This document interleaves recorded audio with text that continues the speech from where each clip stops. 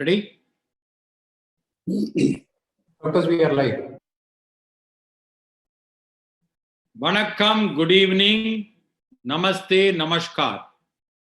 On behalf of the TNOA, as the president of the TNOA, I have the greatest pleasure of welcoming you all for this important Walk the Talk series.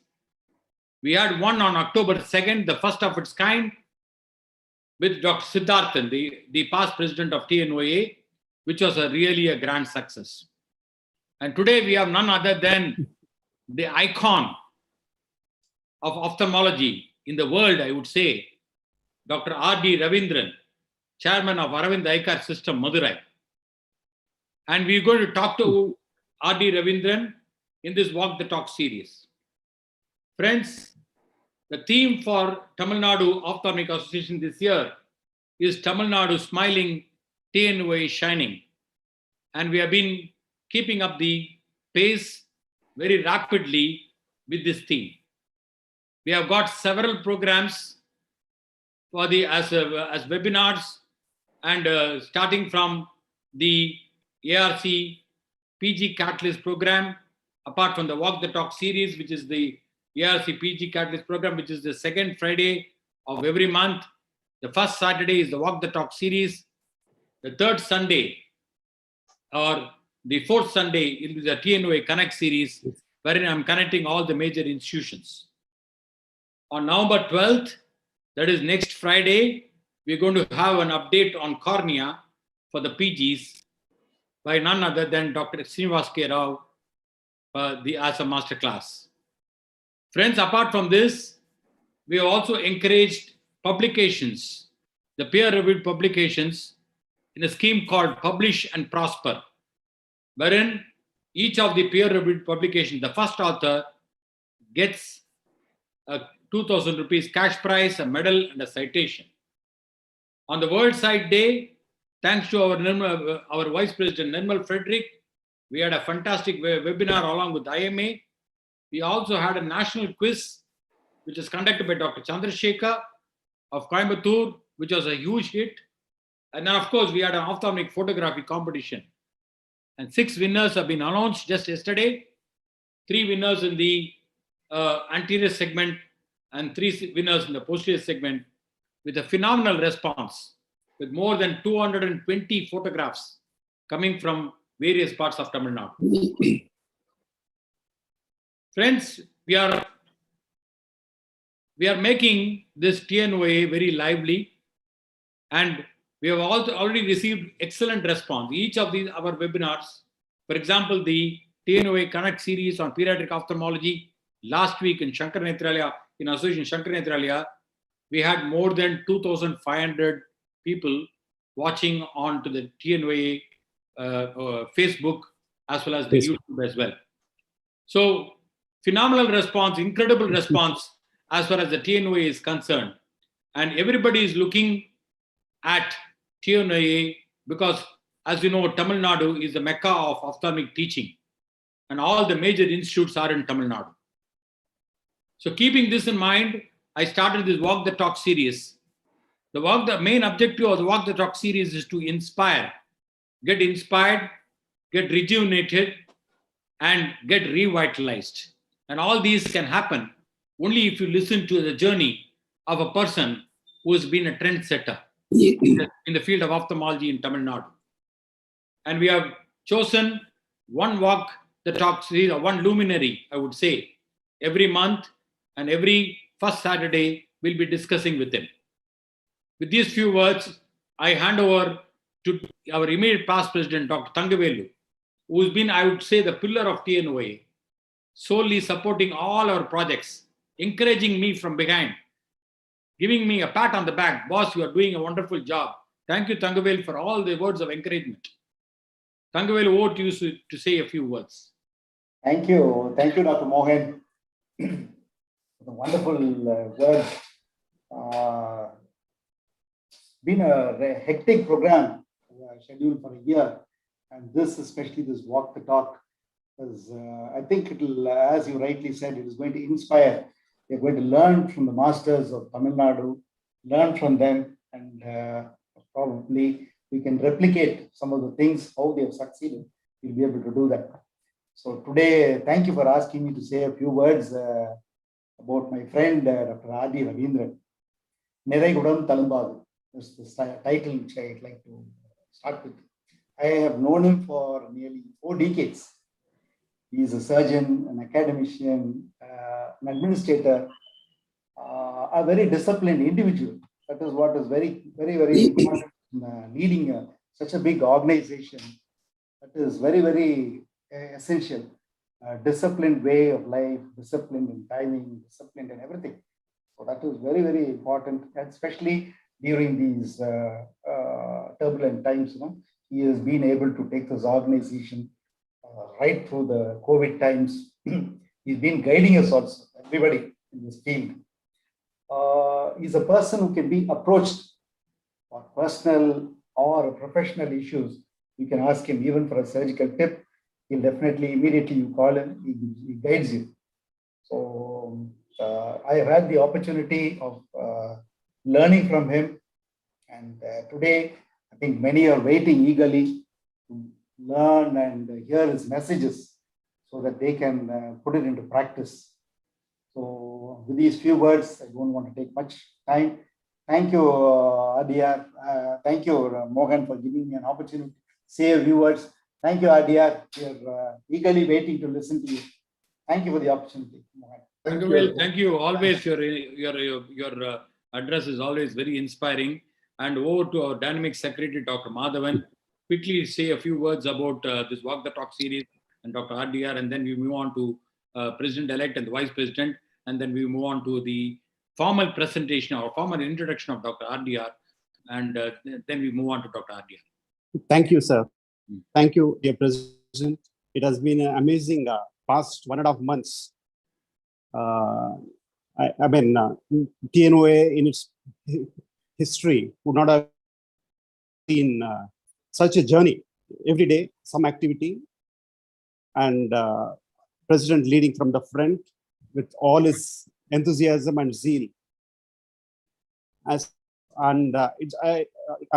Walk the Talk series, I think today we have got the icon of our times, Dr. R.D.R. sir, and had the great opportunity. I mean, I was blessed to be with him from the year 1989, and I had the honor, and I'm immensely grateful to all the 4 years of my life in Aravinda Hospital, Madurai, Tirunelveli, and Theni. And in Tirunelveli, I had the great honor and opportunity to be with Dr. R.D.R. sir, learning from close quarters, not only the surgical skills, man management, personal relationship, and the way to go about things in calm, cool, and collected manner. Any immense pressure, we tend to lose our cool. But R.D.R. sir, with all his composure, will bring stability to the system, will bring stability to the atmosphere, and everything will pass off very, very peacefully. So we have got lots of things to learn from him, and I'm sure this next 1 hour will be very enlightening, illuminating, and of immense help to us all in our future journey also. So I look forward to, and in the last 1 year, we had great help from Dr. R.D.R. sir during COVID times. So as our president was telling, any problem, any difficulty, association related or our hospital related, all we have to do is to call Dr. R.D.R. sir, and he's always there to help us, guide us. And COVID protocols for small and medium hospitals that we released last year through Tnoa, and we are immensely thankful to Aravind Eye Care System and especially Dr. R.D.R. sir for the same. So looking forward to a wonderful and illuminative and very, very useful webinar today. Thank you, sir. Thank you, Madhavan. Over to President-elect Dr. Ramakrishnan. Just a quick few words, and then Nirmal. Respected President Dr. Mohan Rajan and past President Dr. Thangavelu, Secretary Dr. Madhavan, Vice President Dr. Nirmal and Dr. Logan Treasurer, and my dear friends, and of course the hero of the day today, Dr. R.D. Ravindran. Warm good evening to all of you for the wonderful opportunity. And of course, Tamil Nadu Ophthalmic Association, as mentioned by our president and others, is for the past 2 months is going somewhere. We cannot compare what Dr. Rajan and his team is doing, especially every month. So as he mentioned, he didn't leave any stone untouched in the ophthalmology.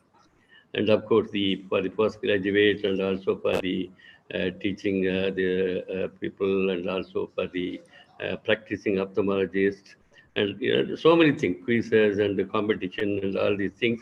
And this particular session, especially the Walk the Talk series, is again one of the I can say is a wonderful session, especially for the budding ophthalmologist to listen to the stalwarts in the field of ophthalmology, to know how best, what best they have done in their career and what all the things they have done, what they have in each and every step of their victory. That type of this thing is very, very important. As far as RDR is concerned, I can say so many things, but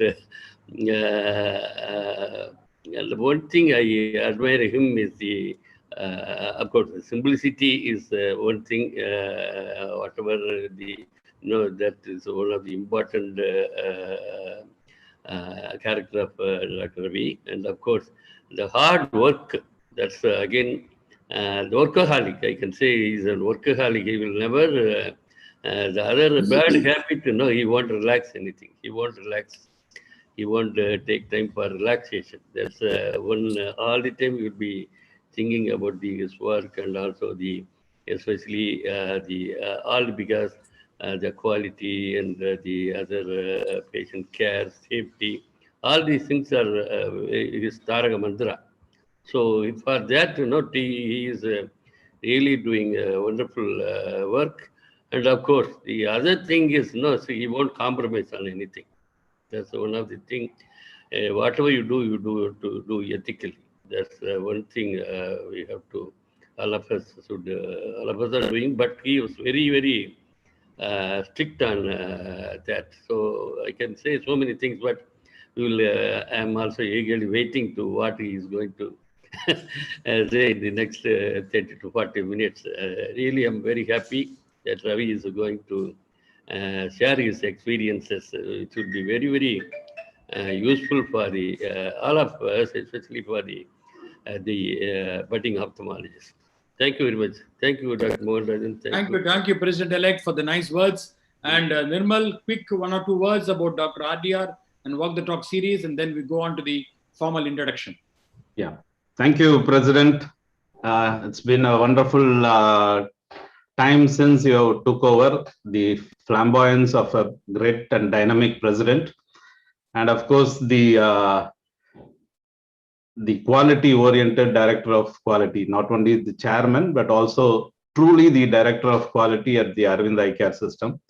I had an opportunity to work with him for the NABH Eye Care standards and also learn a lot about his approach and his humility and the way he took care of the quality pathway, not only leading the Arvind Eye Care System, but also set the tone for NABH Eye Care standards for across the country. So it was a real pleasure working with him, and I'm also eager to learn and know his journey in the field of ophthalmology. I'm sure it will be a great thing to listen to Dr. RDR. I'm looking forward to this evening. Thank you. Thank you, Nirmal. I'll share my screen now. And are you able to see my screen? Are you able to see my screen? Yeah. Yes, sir. You go to. Yes, Mohan. Yes, sir. Okay. Friends, the luminary for this week doesn't require any introduction. And he's an icon of ophthalmology, not only in our country, but also in the world. You can call him Sachin Tendulkar, you can call him Kapil Dev, you can call him Mahendra Singh Dhoni. He is an all-rounder. he can hit 360-degree around the wicket. And that is none other than Dr. R.D. Ravindran, Chairman and of Quality of Aravind Eye Care System, Chairman and Director. He specializes in the field of cataract and intraocular lens surgery, and under Dr. G.V., founder of the Aravind Eye Care System. And what is important is, everybody should note this. If today Aravind has got so many branches successfully running, it is because of one single person who is the lucky man. I would say the lucky mascot. He used to go to Tirunelveli, he used to go to Pondicherry, bring up that system to a certain level, and then migrate from Pondicherry to Coimbatore, and from Coimbatore to Madurai. And that is what his RDR is famous for, nurturing the talent which is there. And RDR is a team leader. And that is why I think we are all looking upon him today as the luminary and for the Walk the Talk series. He served as the regional co-chair of the International Association for Prevention of Blindness and board member of the Vision 2020, the Right to Sight. The current positions are Aravind Eye Care System, Chairman of the Aravind Eye Care System, Madurai, Professor of Ophthalmology, Aravind Eye Hospital and Postgraduate Institute of Ophthalmology. At the national level, advisory board member, National Program for Control of Blindness, member Academic Council, Health Sector, Skill Council, New Delhi. Again, the past positions, board member, Vision 2020, regional co-chair for India, International Association of Prevention of Blindness, member task force on standard treatment guidelines, member of the expert committee of the National Accreditation Board for Hospitals, NABH, member Sector Innovation Council for Health, served as advisory board member NPCB, served as a member of the AO's Trade Relations and Grievances Committee for 2 years, organizing secretary of 38 national conferences. He's been president of almost all the associations. Next is be the president of India, I suppose, president of Coimbatore Ophthalmic Association, chairman scientific committee for the 47th Tnoa conference, president of the Pondicherry Ophthalmic Association, member managing committee Tnoa for several years. Awards and recognitions are very many for this man. Colonel Chalmers Gold Medal for proficiency in midwifery as early as in final year MBBS. Again, in proficiency in gynecology. And I only wish he had not gone to gynecology because ophthalmology would have lost him. Awarded best video film screened in AOS meeting in AOS Bombay and village awareness programs. Awarded best instruction video film screened in AOS meeting in Calcutta. For the sake of honor of a Rotary Club of Tirunelveli. Joshi Award oration by Vidarbha Ophthalmic Association. Sundareshan Endowment Award at the Indian Medical Association meeting in Coimbatore. Heroes of Humanity Award, IARSA Gold Medal, G. Venkatasamy Gold Medal oration for outstanding contribution by Tamil Nadu Ophthalmic Association. Best Doctor Award by the Ekam Foundation, Udamam Ullangal. Rastam Ronji Oration Award at Andhra Pradesh Ophthalmic, which is a prestigious award. Mera Icon Award at the 4th Annual Conference of Icon. Lifetime Achievement Award for the Savitha University, Chennai. One among the first 100 world's compassionate leaders by the SALT magazine. I think that deserves a very big round of applause and standing ovation. Shushruta Lecture Award by APAO in annual conference held in Taipei. Joseph Gnanathikam Gold Medal oration by Tamil Nadu Ophthalmic Association. Delivered several lectures. KTK Lifetime Achievement Award. Delivered the second Crovidi Family Endowment Lecture at L.V. Prasad Eye Institute. Albert Lee Award by Help Me See in recognition contribution ophthalmology. Mohandas Memorial Award by the Kollam Ophthalmic Association. Conferred the AIM Alim Memorial Lecture Award by the Ophthalmic Society of Bangladesh. Awarded BOS Gold Medal at the annual conference of Bangalore Boss Summit. Ravindran has presented to over 300 presentations in national and international conferences. Reviewer in journals, Asia Pacific Journal of Ophthalmology, BMC Journal, Indian Journal of Ophthalmology, Middle East, African Journal of Ophthalmology, Journal of Cataract and Refractive Surgery. That will go on forever. Dr. RDR, in a nutshell, is my opinion, is the colossus of ophthalmology, in my opinion, and in this part of the world. It is only a great privilege for the TNOA to have such a luminary in Tamil Nadu. And today, it is much more a privilege to do the Walk the Talk series with none other than Dr. R.D. Ravindran. Over to Dr. RDR, sir. Okay, thanks a lot. Thanks, Morgan, the president, and also all the office bearer for the nice words, and also for this opportunity to be part of this program. I had listened to the first program done last month with the Dr. Siddharthan, which was very well conducted by our president. It was very inspirational, and I'm very sure that it will have benefited many of our young ophthalmologists, whom we, these young ophthalmologists whom we are really grooming to take care of the cause of eliminating the needless blindness or the avoidable blindness and give good quality eye care to the people of Tamil Nadu and elsewhere, so that the people have a better quality of life.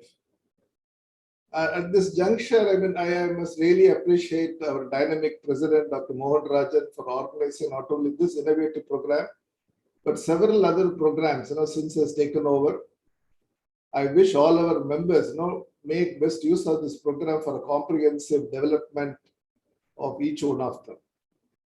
Mohan has got many good qualities. The outstanding one, I'll say, that is positive thoughts and the bubbling energy. With his humor, his team has always won the OPL, whether it is in TNOA or AOS or APAO, anywhere. He makes sure that the team wins. And he is also such a great team player. And you definitely need the special attitude he is blessed with. Not everybody will have it. He is blessed with to do what he only can do. And the TNOA inaugural meeting, our health secretary also rightly mentioned about his level of enthusiasm and his level of participation in each and every meeting, irrespective of who organizes it. So that's what he was very specifically saying. I really acknowledge what he said. I really wish Mohan a very eventful year as the president of TNOA. I'm very sure that he'll take it to a level much higher than what AOS did last year. All the best, Mohan, for this. And coming back to today's talk, I would like to recollect what Dr. Siddharthan talked about last month. But Siddharthan conveyed several important points, including the importance of visiting several institutions to gain the knowledge and skill, which is very important if you want to have a good practice. It is something important for anyone if they would like to succeed in their clinical practice. He also talked about developing a kind of a professional network of ophthalmologists to learn constantly. It also helps you to seek advice and get support, and also fall back upon whenever we have some kind of a crisis. He also talked about values he was able to imbibe, including the story of cleanliness in the Christian Medical College, how the leaders there were the role model for others in ensuring cleanliness of their premises.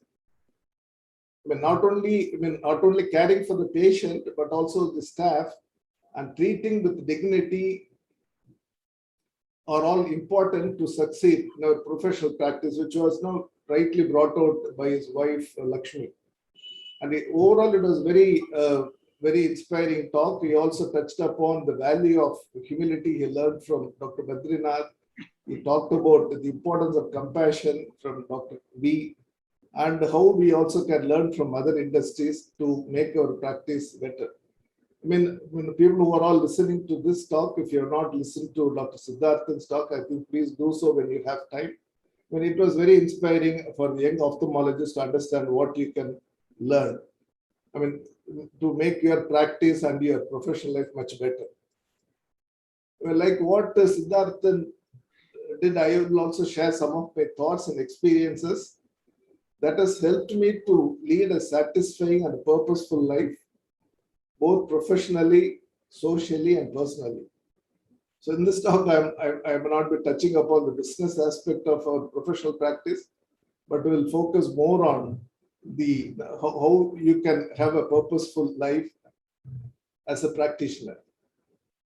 I mean, I did my MBBS in Stanley Medical College and also my house surgery, where I had the opportunity to work under Dr.R.D.Ravindran. I mean, many of you know he is a very, very renowned plastic surgeon at Stanley Medical College. For some reason, we were able to get postings of our choice during the community medicine period. Community medicine, you have 3 months, but 2 months you can take a specialty and you can get posted. I chose plastic surgery, and I also had a 1 month of rotation in surgery. So I spent about 3 months and had developed a lot of rapport with the other teachers, other professors, and the professors there. Dr. R. Rangasamy was a very kind of a great teacher and a doctor, learning and actually doing something. Some of the hand injuries, he allowed us to do, even as house surgeons, we were able to handle some of these patients and really helped me to develop the surgical interest. More than that, what impressed me was really the quality of work that was being done at that point of time. He had his own, even in addition to what the casualty, he had a 24 hours casualty in his department. And there used to be a line, red line, where the patients can go directly from the entry to his department directly without asking anybody for any guidance. Every major surgical record patient, surgery was photographed pre, post, and during surgery, and all case records were transcribed, typewritten on the next day. And some of these cases were discussed by the professors and assistant professors almost every alternate days, and the patients were even at that point of time were given appointment for follow. And this exposure to the early days really had a great impact on me about the importance of ensuring quality and having processes that will facilitate good patient care. And coming back to know Aravind, I mean, as I finished my house surgery in Stanley, I went, maybe within a few days, I got registered in the last week of February 1981. And the first week I went to see Dr. V about joining Aravind. I mean, because Aravind at that time was starting the first, submitting the first batch of postgraduates. I had applied for it and wanted to check on the interview date and all that. It was actually a Saturday. But Dr. V asked me to join on the same day as a senior house surgeon, because the admission would happen 3 or 4 months later, but he said you can join as a senior house surgeon. Not only that, next day there was an ICAP. He said that I should go for that ICAP on the next day. I was the 9th or 10th doctor at that point of time. But that is how, I did not have any break after the house surgery. I just joined immediately, and from that point, still, it's only Aravind, it's the only place I know. I mean, initially, the few months, as I joined Aravind, the few months I spent on seeing patients, the OPD, under Dr. GV and also under Dr. G. Nachiyar, Dr. P. Nandaraman Swami, and all the other seniors, who all used to insist on detailed documentation, including drawings. Each specialty had a separate case sheet and we had to fill them. Even though, I mean, we did not have any formal class, for almost 6 months, we learned a lot clinically through this way. The feeling I had at that point, within a month or two, I thought I had wasted 6.5 years in MBBS. Where it's all about, you see only pathology. We never have an opportunity to see a case from the beginning to make a diagnosis of our own. But here we had the opportunity to see, make our own diagnosis and learn. And I thought that is a much better way to do it. So we also belong to the first batch of postgraduates, myself, Dr. Ramakrishnan, and 2 other people. And we also had our surgery started much earlier under Dr. Vijayalakshmi, who was a great surgeon and a great teacher. Very patiently she'll teach. But in the initial days, unfortunately, we all had some complications. So, which was brought to the notice of Dr. Chief, Dr. Venkateswamy. And he said, no, we have to stop the training. You all have to observe. And he allowed us only to put sutures, maybe do some conjunctival dissection and put the corneoscleral suture. I mean, at that time, we were all doing intracapsular cataract extraction. We all know the complication rates with ICC was much higher than what it is today. But his concern for the patients, even though we were the first batch, he wanted to really make sure that showcase this patch. He was more concerned about the patient. Again, this brought the aspect of quality from a great person like you. And once I had to spoke to him about, once we had a cluster of infections, 5-6 patients developed after the ICCE, talking about old days. But Dr. B said he was not very disturbed. He said, I was very disturbed when I went to him, but he said, no, we'll have an infection control meeting. So what was started sometime in 84, 85, that infection control meeting even continues even today, every 3 months. And we used to go for the eye camps, but always Dr. GB will ask us about the location of the camp. He will always check whether we know where we are going, who's conducting the camp, how many patients are expected. He did all this to make sure that we also get into the organization part of this community work as well. He will also ask us to interact with the camp sponsors to find out how they organize the camp, what made the camp successful or what made the camp less successful or a failure. We need to find the reasons, and when we come back and we need to share those things with them. So all this informal training, other than ophthalmology, also helped us to understand the role and efforts taken by the community organizations and learn how to conduct activity successfully. I mean, what brings in success, what will lead to failure, all that we were able to learn by these interactions. And I'm just sharing all these things, how we were all groomed. I mean, each and everyone, it's not just me, but anyone who was a postgraduate was groomed in this way. And Dr. V also used to attend these eye camps regularly. He will not only come there, but he'll see patients. His discipline and punctuality taught us the importance of what we do is more important than what we preach. One great thing about Dr. V is he'll never advise. To me, I stayed with him from 1982 to 2006. But during this years, I can, to my knowledge, he had never advised him. I have not seen him advising anybody. Instead, he may ask you to read something, or he'll share an incident with or story with you.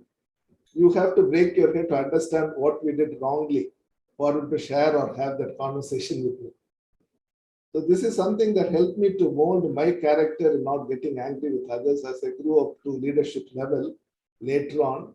Instead, invest on how do we avoid such mistakes or how we can build the capacity on the people to perform better. So one time, he was close to giving him an advice, was in Pondicherry, sometime in 2005. He passed away in 2006. At that time, he had some foot problem and he was taking rest. And at that point of time, I never used to discuss any hospital-related problems or challenges with them. Instead, I used to take the help of our team, Dr. Venkatesh and others, and try to solve everything without taking it to the next level. But someone will always, because he was staying there in the hospital, someone will share the information and the difficulties faced by me in some areas. And because we had just started the hospital there and we had issues with some political parties, all that. So one day during an informal meeting, he gave me a set of, a cover with a set of Xeroxed papers and asked me to read. You read it when you have time, but it contained a Tirukkural, set. And it says, Periyari Thunekul, take the help of elders. You were saying that all these issues you are facing, which are big problems, you should take the help of the others. But now as a chairman, I follow the advice given by him because this position involves predominantly policy making, and the decisions we take at this level can have impact at several quarters. And I need to have a comprehensive idea, and I need to have input from all the others and really respect the advice given by him at that point of time. And coming back to the postgraduate days, the initial days, we used to have a lot of volume. We were only 10, 12 people in the hospital. We used to, in addition, we used to have surgical camps, screening camps. The work used to be hectic. And sometimes I used to be unhappy initially, not because of the volume, because kind of I was of the opinion that we are compromising the quality of care with the volume we have seen. But but always Dr. V used to say that the quality of care we provide in Aravind is good. But it took me a few years and visit to a few other institutions to understand the quality of work we do at Aravind is comparable to any other good institution. So why I'm saying is that this belief that the work we do is of high quality and we are not compromising patient interest is what motivated me really to commit for the cause of high volume eye care. I emphasize this point to ensure that each one of us should have unshakable belief in what we do is something good for the patient and society, and only then we will have the conviction to build our capacity, the capacity of staff to ensure that our practice, I mean, it is equally applicable to anybody, anywhere, any practitioner, small or big. I think you need to have conviction in what you do. Only then you'll be able to ensure that your practice or your organization succeeds. After 2 years of my post-graduation, when I finished it in 1984, when I completed my ophthalmology diploma, Dr. GV asked me to go to the Tnoa hospital. That's the first hospital. It was a small hospital and used to be the only doctor. And I had spent about a year there. The short tenure, even for that period, really helped me to build the self-confidence to run a hospital. And being a new setup, I was also involved in the setting up the infrastructure, which to my surprise remained the same for the next 10 to 15 years. So this period also helped me to understand the challenges of running a hospital and how to address it at that point of time, which was really useful. And later I did my MS in Government Rajaji Hospital, and once I finished in 87, Dr. GV Chief asked me to go to Tirunelveli. So the Tirunelveli at that time, as physically it was much bigger than Madurai, and used to be really, kind of initially had the fear that how I'm going to manage it, because I had to start with only 3 or 4 doctors. For the next 10 years in Tirunelveli and later in Coimbatore and Pondicherry as Chief Medical Officer really helped me to understand the role of leadership, how much important it is for the success of the hospital. I mean, if the leadership is not strong, no organization can succeed. That I've seen in visiting many of the hospitals, through LICO. LICO today mentors about 350 hospitals across the world. I had been to a large number of them, and I really understand what makes a difference between success and failure is the leadership. As a chief medical officer, not only you have to engage with the patient care, but also you have to lead the team. It's the same for people in private practice as well. What I'm saying is, whatever I'm going to share now is also important for everyone.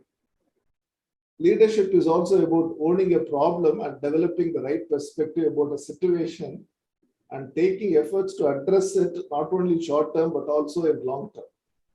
And at the same time, we should not think, what is it in it for me? If I'm going to solve it, what is it I'm going to get? A true leader will not think in that way. A true leader will always think about what good is going to do for the society. As a leader, it's also my responsibility to build the organization values and culture, how I'm going to align people towards the vision of the organization. This is very important. I mean, these are all something I learned from Dr. V and from others, Tulsi, every the founding member of the organization had helped me in understanding this. I mean, as a leader, it's also important for the leader to provide the working ecosystem. When I say working ecosystem is which means where people can truly express their good values, and give the best of themselves. If the ecosystem is not good, if it's very not conducive, people are not going to give their best. And leadership is also about developing people, investing the leader's time. I mean, not only as a leader, I have to invest my time to develop and take care of the well-being of the staff. I have to make sure how the staff are treated, caring about what the value the staff gets by working in the organization. I mean, what is their career progression? It's not just about money, how much we are paying them. but it's also about how they are going to make a progress professionally. Even somebody who joins as a mid-level ophthalmic personnel, how that person can become a teacher, how that person can become a tutor, or how that can become a supervisor, or become a nursing superintendent or head of some service area. And also foster a team. How do we team approach and empower people to excel? So if any organization, if it doesn't empower their employees, it's not going to. But we need to see how we are going to empower them. Not only empower them, but also give them that knowledge and skill so that they can do well in that position.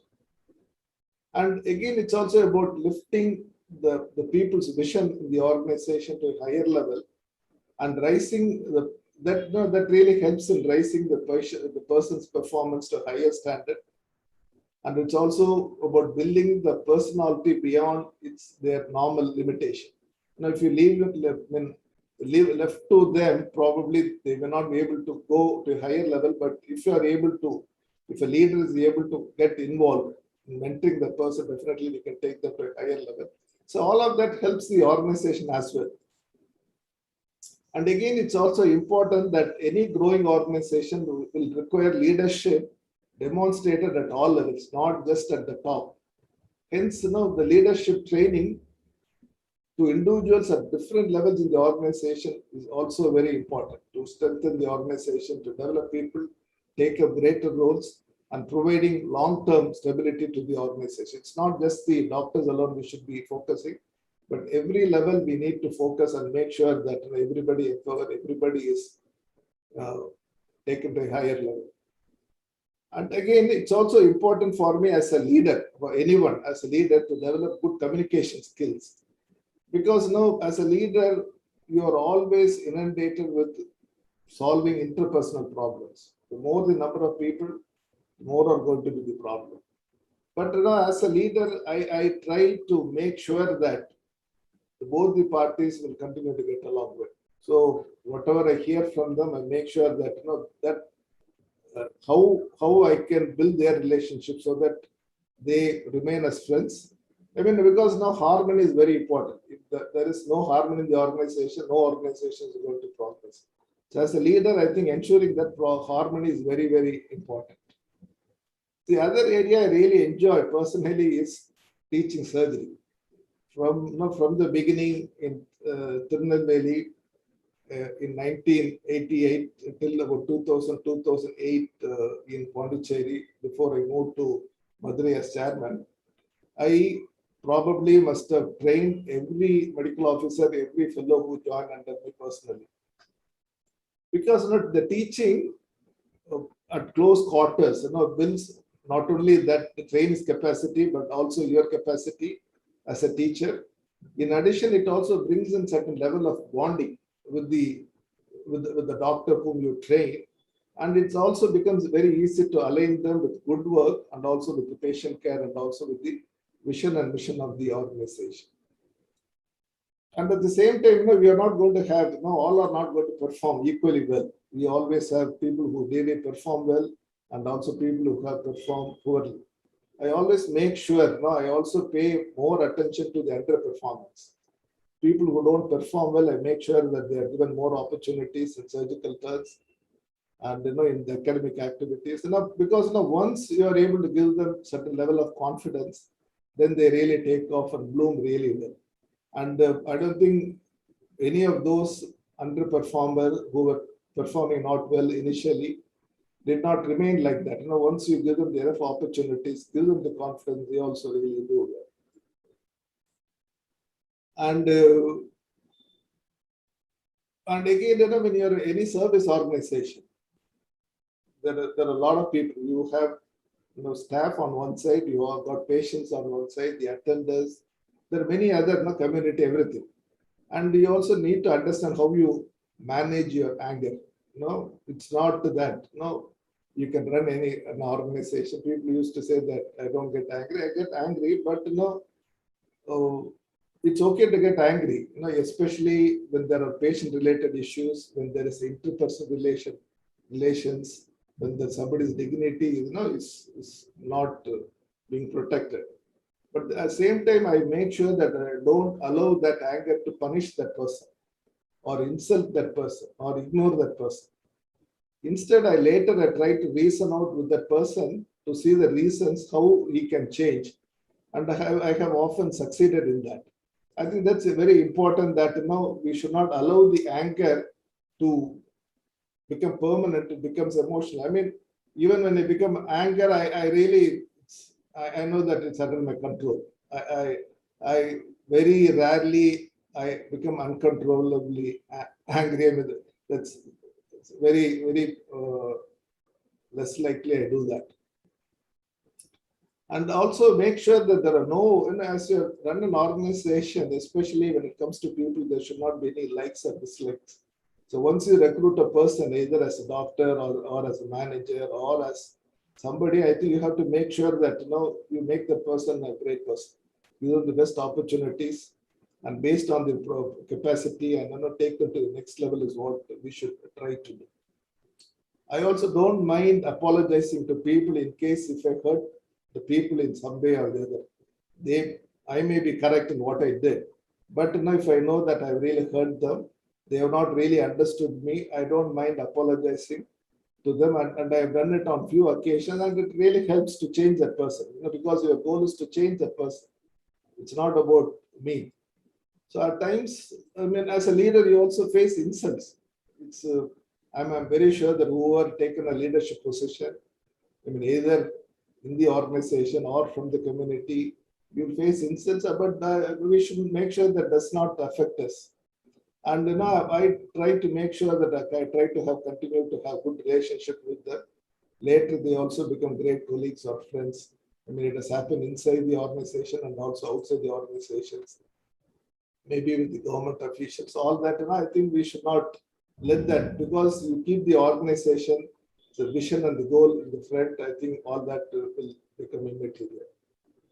And again, the one is when you are young, facing these challenges are very difficult, and it can shake your base if you're not mentally very strong. So I think that becoming mentally strong is very, very important for any person who takes up this role, especially at a younger age group. I know the difficulties I had when I was a CMO in Tirunelveli, but later on I've learned and I was much better to handle all these challenges. As chairman, I mean, as I became chairman, one of the major jobs is taking new initiatives and building consensus among the team, because it's a kind of breaking away from the past, and it's a difficult thing and it's a major task, and it takes time because you are breaking away from the past and you are trying to chart a new course. I mean, initially, getting an NABH for all our hospitals and also ensuring all our new hospitals become truly NABH compliant is one example. I can also say that today we are almost 99% compliant with the government rules and the regulations. So, and again, as a leader of an organization with over 30, 40, or maybe 50 people in leadership positions like ours, it's also important to develop a harmony and a consensus in whatever we do. It's very, very important. Currently, we are involved, just to give you an example, currently as Ramakrishnan was mentioning about quality and safety, we are building a central HR structure for Aravind Eye Care system for 8 different areas. The most important one being quality. So currently, I mean, all our hospitals are kind of decentralized and they take care of everything on their own. But it's also a time that we centralize them, and that's what I'm trying to do. In quality, it means I need to bring together about 400 to 500 people on a single common platform, and groom them as champions of safety, not just for their hospital but for the whole system. I mean, it's a struggle I'm facing for the last 1 year. I'm very sure it will take me another year to create that formal structure, which I feel is really important to ensure the sustainability of organization of ours. To conclude, I'll just share some of my thoughts. Briefly, I'll take another 2-3 minutes. Share some of my thoughts, thought processes, and broad principles I try to follow, which I have learned from others and also from spiritual texts. that I hope will let me have a purposeful life till the end. To put it differently, I mean, a successful life is all about having a purposeful life. So if you don't have a purposeful life, you are not going to have a successful life. Just to give you a perspective, and this is a concept maybe difficult to understand. Just to give you a concept or perspective, like organizations like Shankar Netralaya or A.B. Prasad or Aravind, several other organizations are today seen as successful organizations because they all have a very clear, well-defined vision to guide their organization. If you take Aravind, Dr. G. Venkatasamy, the founder, and the other founding members, Dr. Nachia, Dr. Nambarman Swami, Mr. Srinivasan, Dr. M. Srinivasan, Vijay Lakshmi, Tulasiraj, they all got a very diverse things, but they all, Dr. V was able to make them share his vision, which is eliminating blindness. But in spite of several opportunities to diversify into other areas of medical care, Dr. V and the team stood on the goal of eliminating needless blindness. I mean, they did not get into any other areas. I mean, that clarity we all need to have even in our personal life if we want to succeed. I mean, today that is what has made the organization have trust of the community and grow to this level. Not only having a vision, but also you need to know how to operationalize that particular vision, which is also important. No institution or an organization has succeeded because they had a good vision. If it has to succeed, we need to come up with the strategies and plans. How do we mobilize and prepare resources and execute them successfully?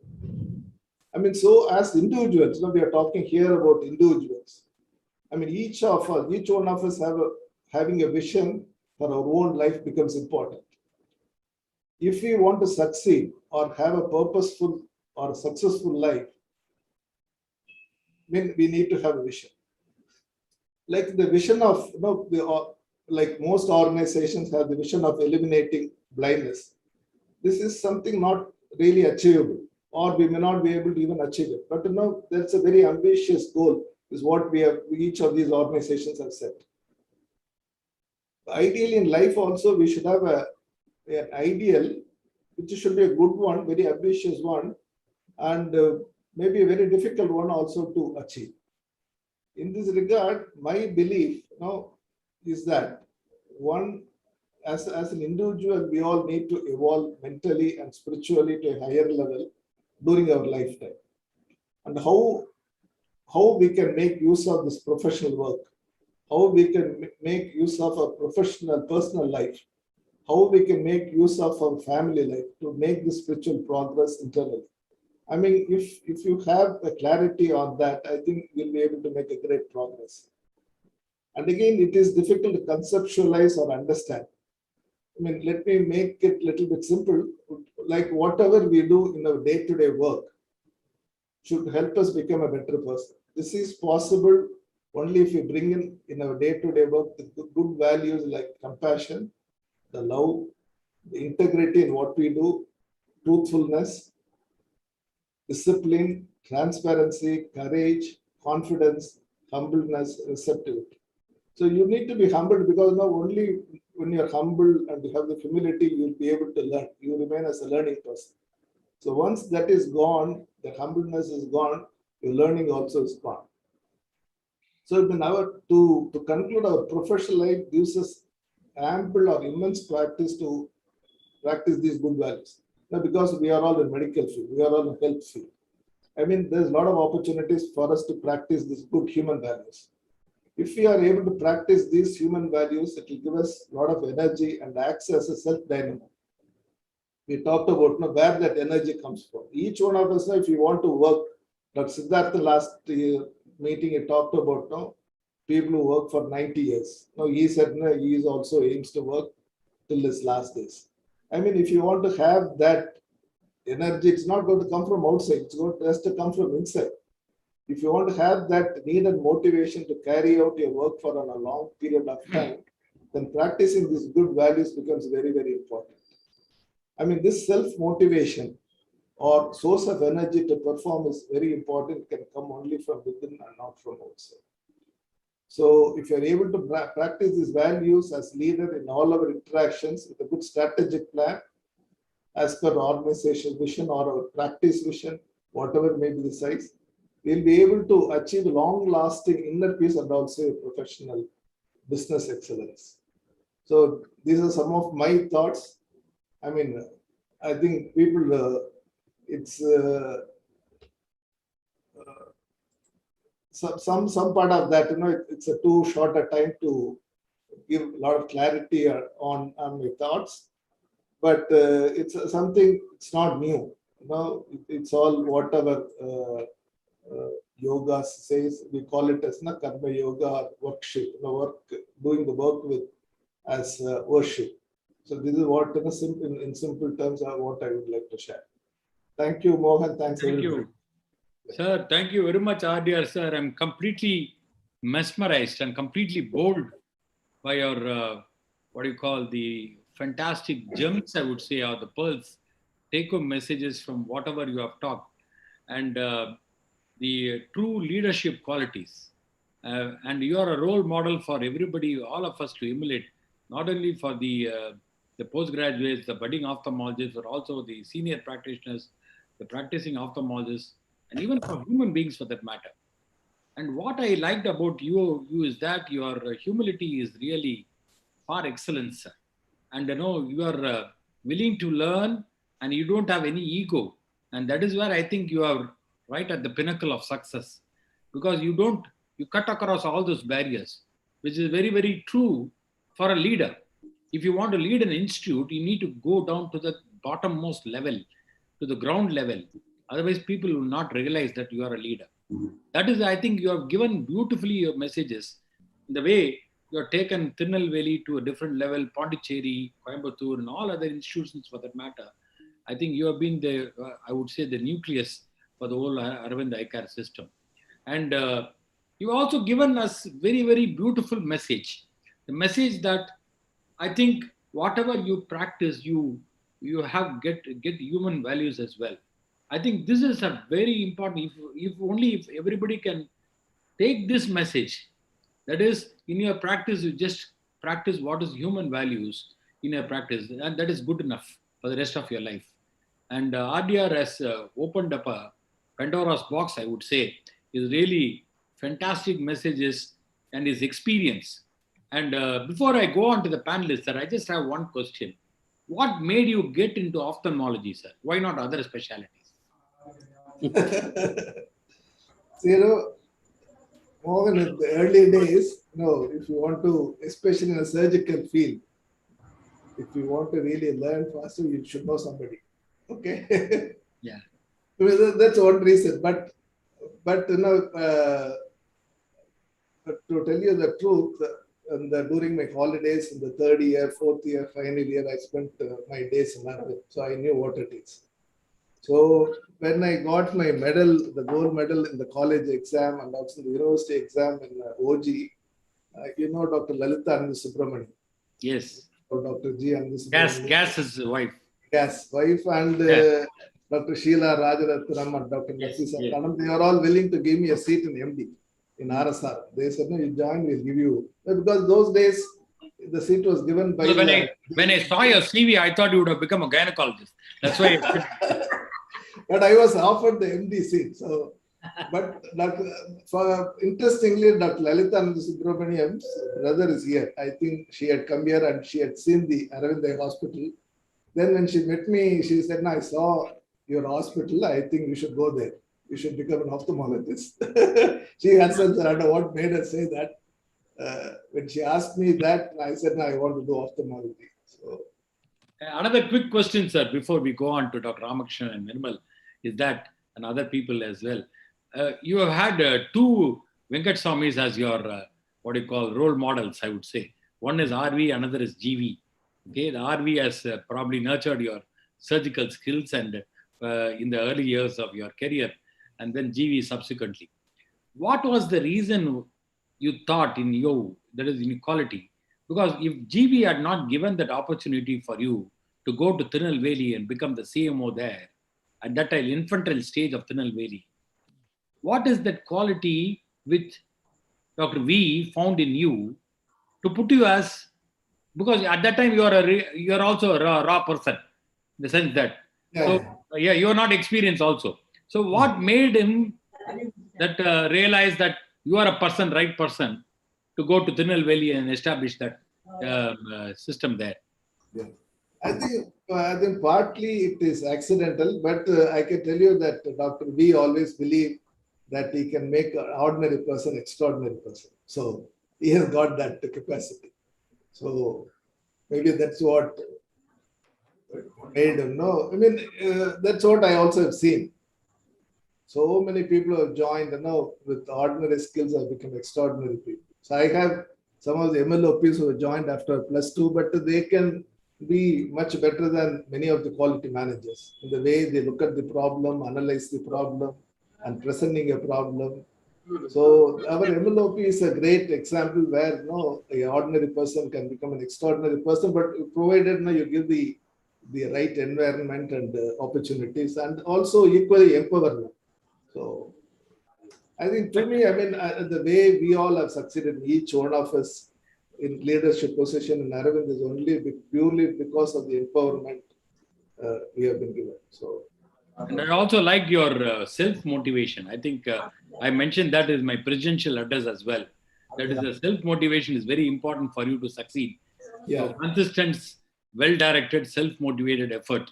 And that is what you've been practicing in your 3 or 4 decades of your practice. Ramakrishnan is an insider. So, though he's a president-elect, he's a panelist. But I want to take Nirmal's view and then go to Ramakrishnan. Nirmal's view first, the Vice President. Yes. Unmute yourself. Unmute, ma. Thank you, Dr. Mohan Rajan, and thank you, RDR sir, for sharing your life journey. And I heard you are a workaholic, work for 16 hours. And I've seen you sit through the meetings endlessly for 12, 14 hours without getting tired. So what is the secret of your energy? And also know that behind every workaholic, there is a family who's literally a bit clueless sometimes or grumbling behind sometimes. I think you should also tell us something about your family, madam, and so how you get time to spend with them.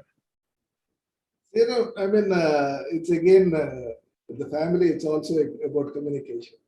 So I told her, no, I was preparing for this meeting only kind of yesterday. I told her that I'm going to be late. I'll come back only at 9 o'clock because I have a meeting tomorrow. So again, informed her I'm not going to be available the whole of tomorrow evening. I think this kind of advanced information you give, I think that usually should take care. But again, it's not the time we spend with the family, but it's kind of maybe the quality time we spend with them.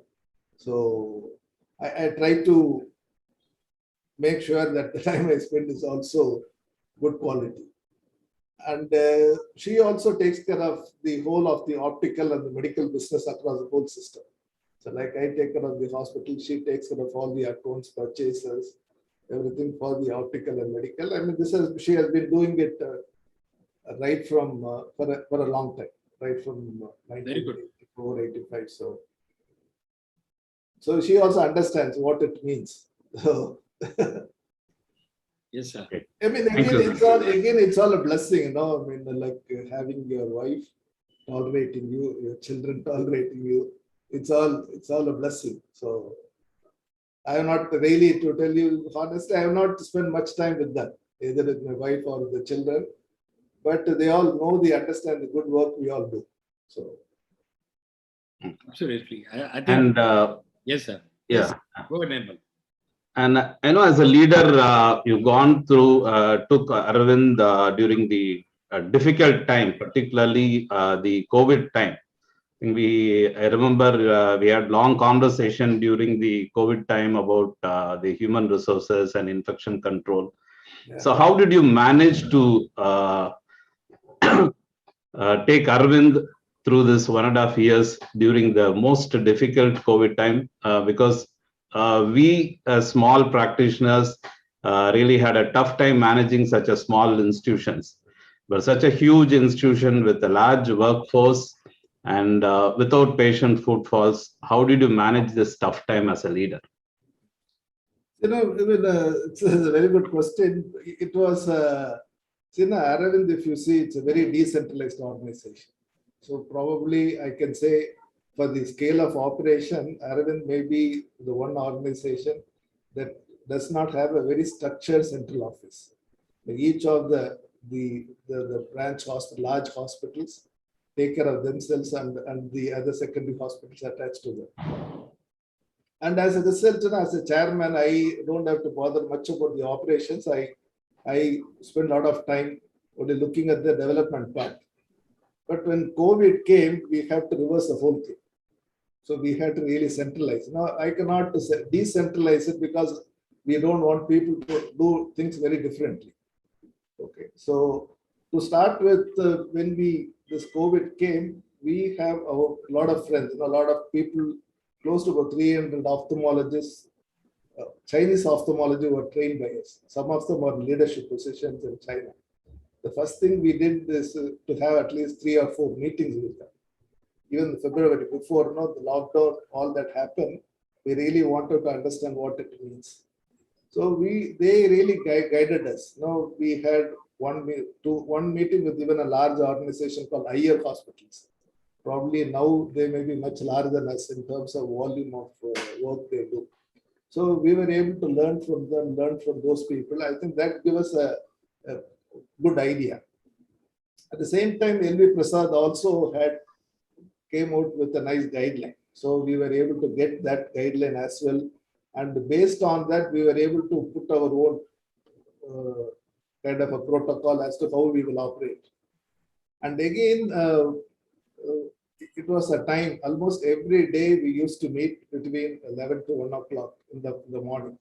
All the CMOs and all the other senior doctors, HODs, we used to have a meeting on a regular basis every day to understand, because every day the protocols were all changed. Because I really wanted to have everybody to act independently, because some people believed in the virus, some people believe there is no virus. So some people felt, we need to take all precautions. Some people said, no, it's not really, we are overdoing it. So just to get that consensus and among the team was probably a real challenge to start with. So, understanding them and making it really scientific so that people also understand it. So we had to, centralize the whole thing, and the people, and even though we had formed the committees for what PPE to buy, where to buy, and how it should be used. And again, a lot of importance was given for the staff safety. We always used to talk about patient safety. This is the first time we also said we are going to take care of the staff. And the other is, again, we talked about human values. That's what helped us to make a decision that whatever happens, we are going to pay the salary for the staff. So the first 3 to 4 months, our income was maybe like 15-20% of what we normally get, but still we paid them. That again, because we also felt that money, what we have, it's all earned by the employees. I think it's our duty to give it back to them. We had the money, so we have given it back to them. But fortunately, it all got made up during the post-COVID period. So I think being transparent, sticking to some of the human values really helps you to make these decisions easier. Yeah, very nice, sir. Thank you, sir. Very fantastic attitude, sir. Giving back to the employees. I think you are all because of the employees. And over to the person who has literally grown up with Dr. RDR, our president-elect, Ramakrishnan, sir. Unmute, sir. Yes. Thank you, Dr. Ravi, for wonderful.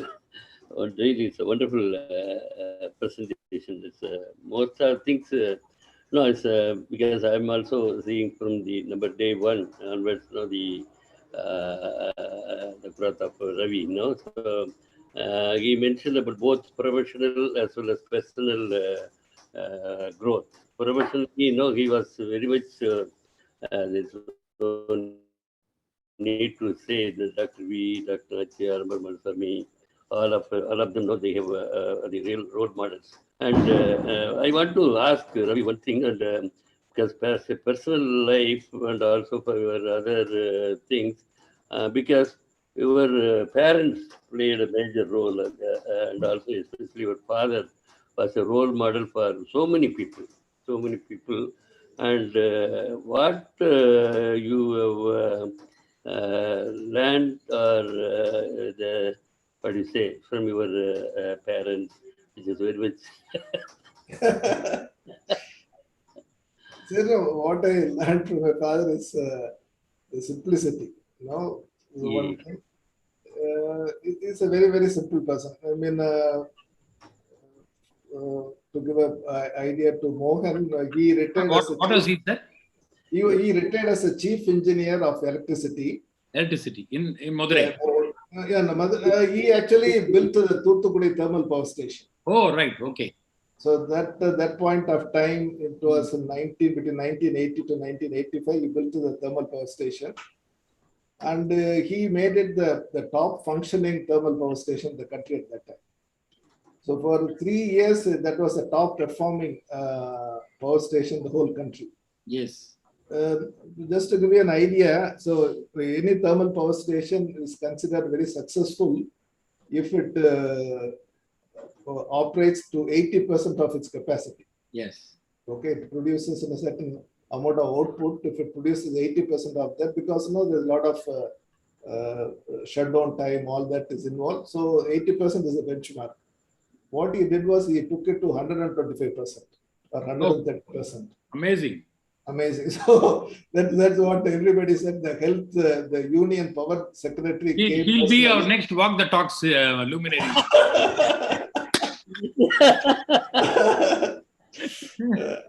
So what he did to became the kind of standard protocol for the whole country. So every power station engineer came to Thoothukudi to learn what he did.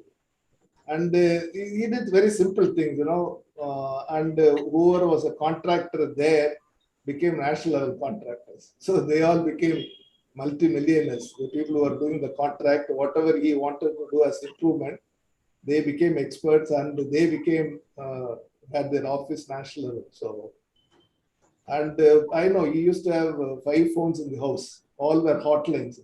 You pick up the phone, somebody will be there. From morning to 5 to 6:37, there will be a lot of discussion going on between him and then. I mean, he is one person. He also was able to stand up to the chairman at that point of time to say, he had his own protocols, processes, which he said this is what he will follow. And interestingly, when he was 83 or 84, the government again called him to see whether that there are some problems, some issues, whether he can correct it. They gave him 6 months kind of a period when he was 83 or 84. But to give him a report, the only condition he said, I'll come every day, I'll give the suggestion. Only if it is implemented, I'll come on the next day. So that's what he said. Okay. Then he went there. Within 3 months, he was able to turn it around. And whatever you're supposed to do in 6 months, he did that in 3 months. And that year again, it became the #1 station in the country. But he is also like he's a very involved person, but he was like an authoritarian. So nobody can stand up to him say anything more. You probably got the leadership quality from him. If I'm right. I don't know. Yes, probably. Yes. Yeah, genetic leadership.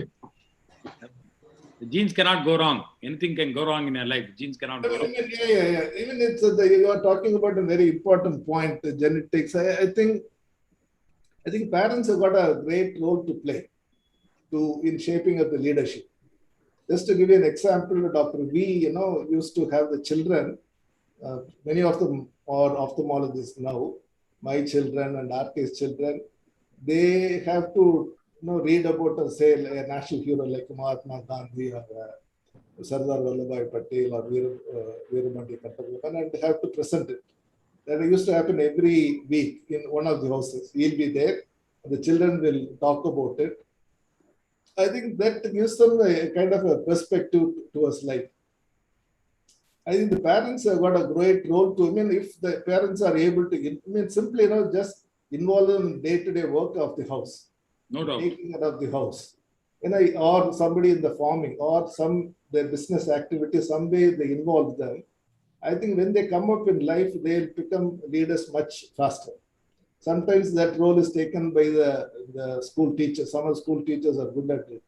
I think that early day grooming in certain level of responsibility. I don't talk about leadership, but the responsibility sharing by the children if you are able to do it. And even sweeping the floor, or washing the vessel, something if you make them do it.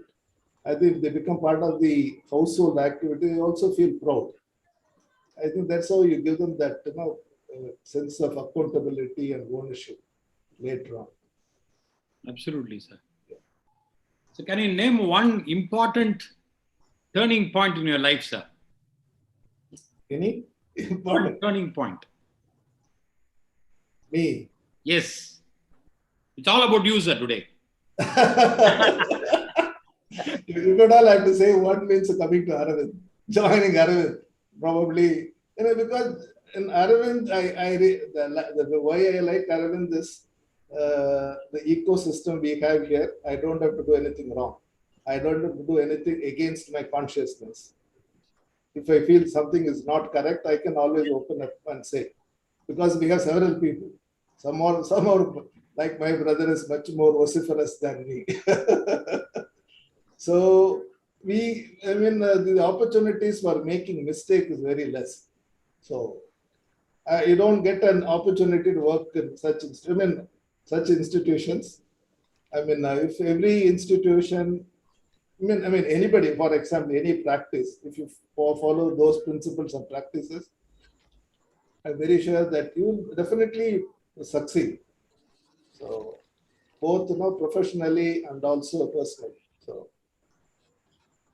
both are important. At the end of the day, you need to be peaceful and have a good sleep. So yeah. Thangavelu would like to ask anything, Madhavan?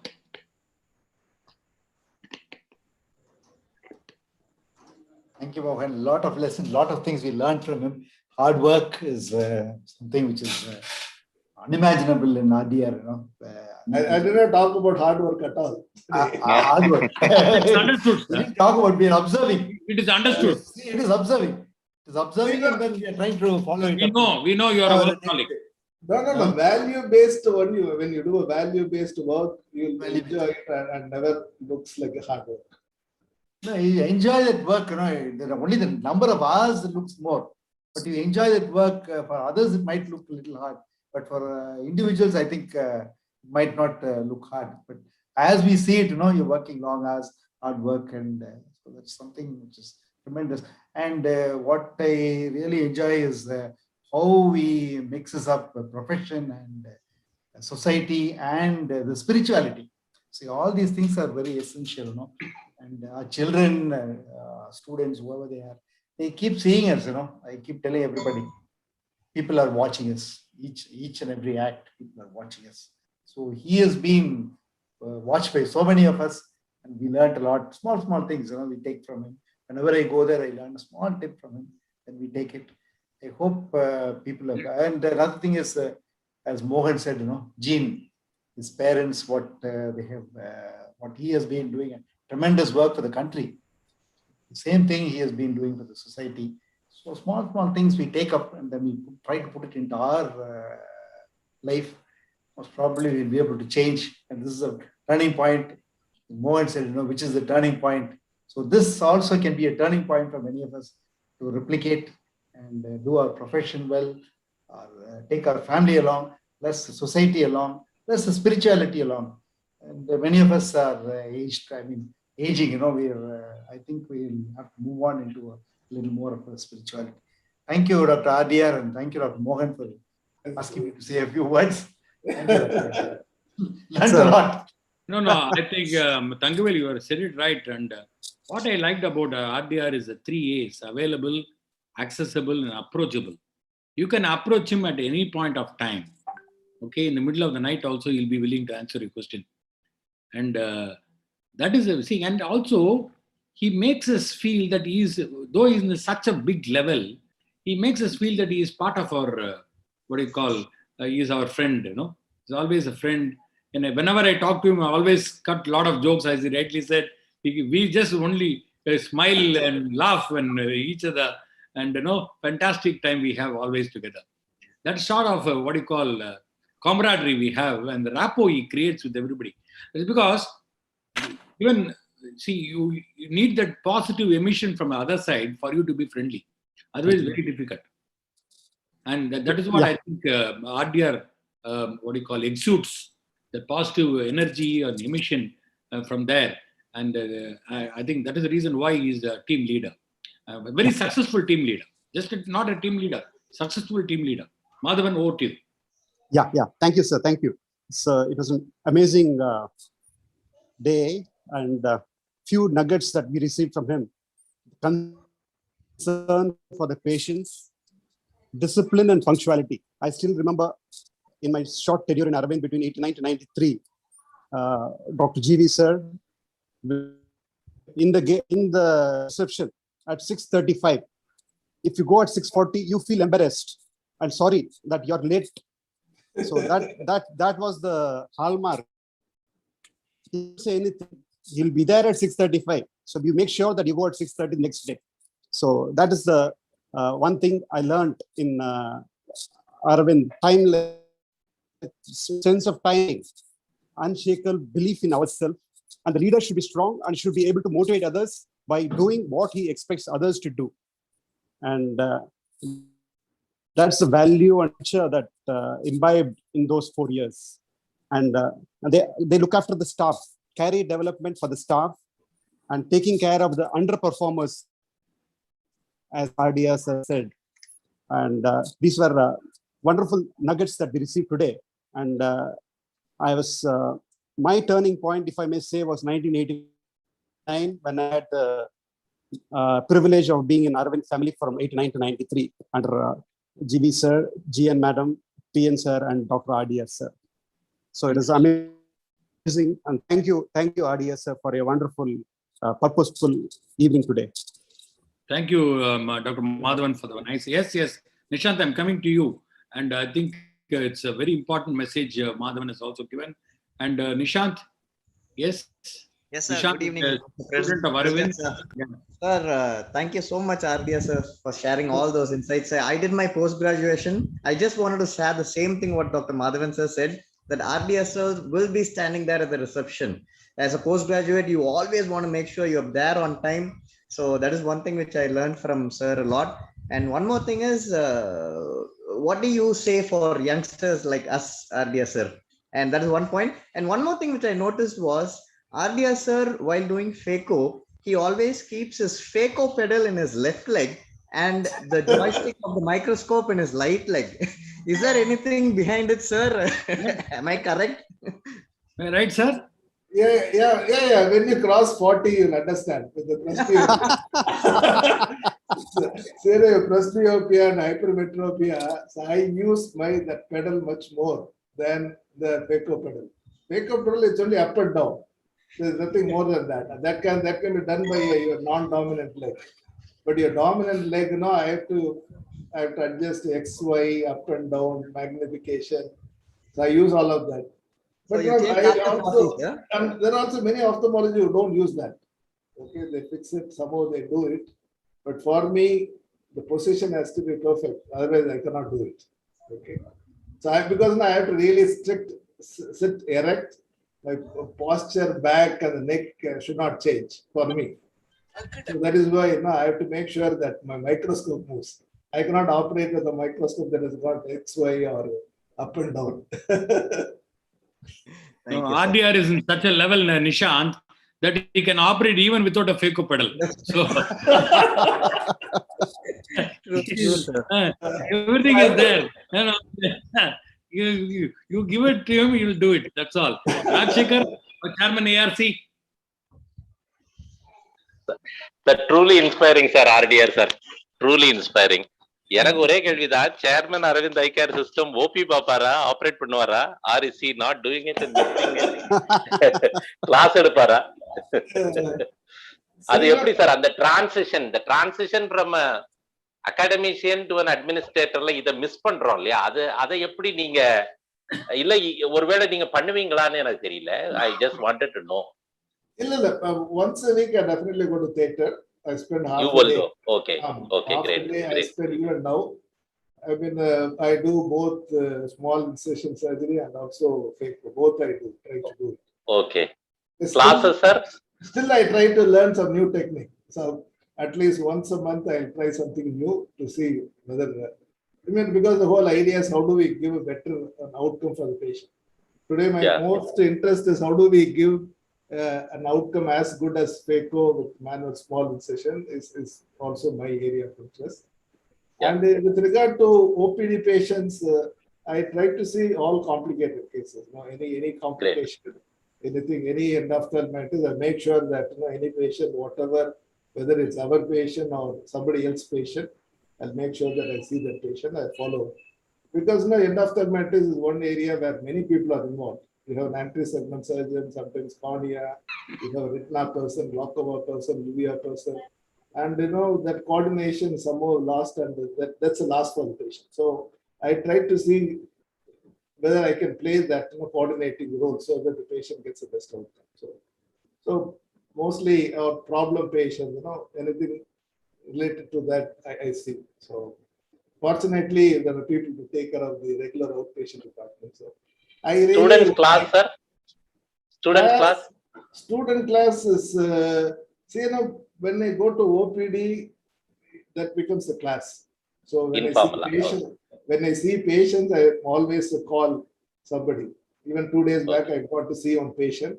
I had seen, the early, when you see an early patient, within the first 15 days, you will see some kind of epithelial growth over the anti-surface of the airway. You'll also see some metaplasia. But normally, our students may not even think about it, but point to them what it is and make them read about it and come back. So that's kind of informal teaching is what I do.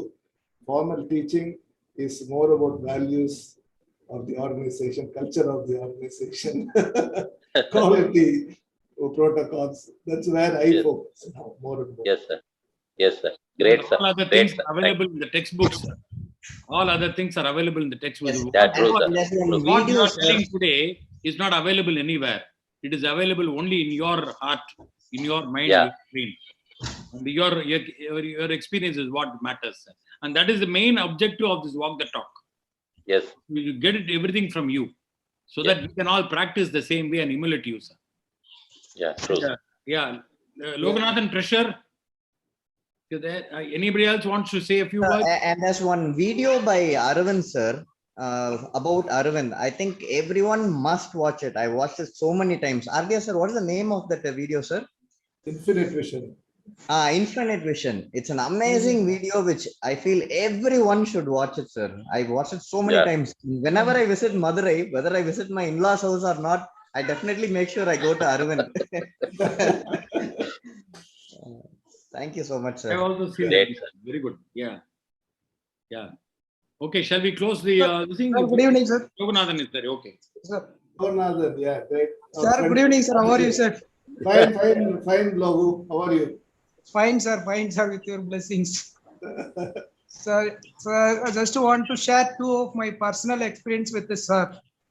So one is in SICS, he used to taught like the word I learned, that is aspiration rent. Whenever you are aspirate subincisional cortex, sir has taught us like you be very careful because most of the time the PCR occurs at the subincisional cortex aspiration.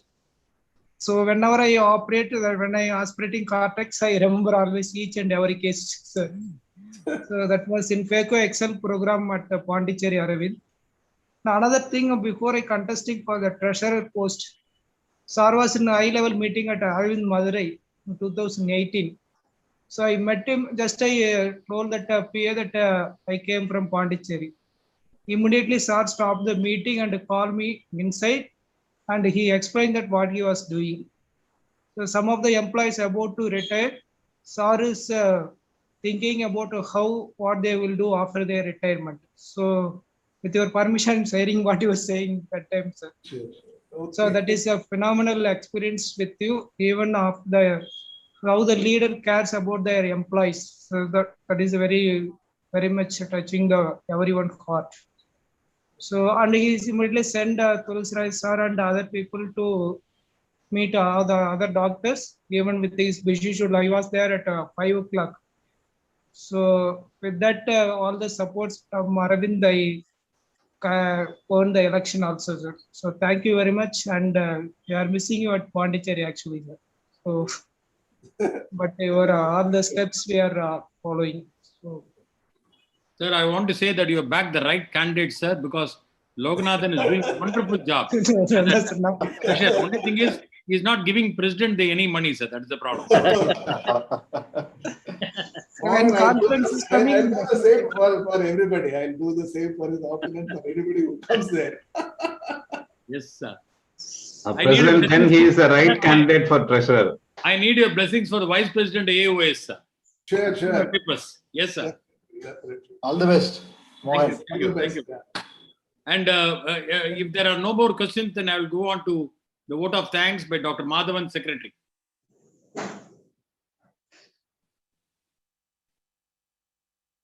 Unmute, ma. Dr. Madhavan, unmute பண்ணுங்க. Unmute பண்ணுங்க. Yeah, it has been amazing day, sir, and from the heart of the talk, and we learned a lot, and I'm sure at least 2,000 to 2,000 followers in our YouTube and will be there, and Facebook will be enriched by the experience of Dr. R.D.R. sir, and it will go a long way in development of both practice and the family life, and both ultimately which will be helpful and beneficial to the society at large. And thanks to Intas for the wonderful sponsorship, and we look forward to many more such activities in the future. Of course, Thank you, Dr. Mohan Rajan sir, for Numerotech, Manjula, and Numerotech for such wonderful coordination, and without any hitch and without any break, we are utilizing their wonderful capabilities, and real TNOA is thankful to them too for their great service. Thank you, and we look forward to the next meeting. And also stay tuned for more TNOA activities. On November 12th, we are having the TNOA ARC PG Catalyst Masterclass on cornea. Catalyst. And November 14th, we are having the World Diabetes Day in the morning between 11 and 1. And then after that, the last week of November, we are having the TNOA Connect series as well. So these are in a nutshell, some of the programs. Stay tuned for more. And till then, good night. Goodbye. Thank you, Mohan. Thank you. Good night, everybody. Thank you. Thank you. Thank you, everybody. Thank you, sir. RDS, sir. Thank you. Thank you, Mohan. Thank you, Thangavelu. Thank you, sir. Madhavan. Thank you, sir. RDS, sir, I'll meet you soon in Madurai. Yes. Come there. Definitely, yeah. Thank you, sir. Thank you. Thank you. Good night. Good night. Good night, sir. Good night, sir. Loganathan, All the best for Vice President, we are sir. doing the GST work. It will be done this week. Yes, sir. Okay. Okay, sir. Shan, get the flyer ready by Monday, Shant, for the. Yes, sir. Given all the details. All the best, sir, for Vice President. Good night, Mohan. Good night, Tangavel. Good night. Bye. Bye. Shant, bye. Bye, sir.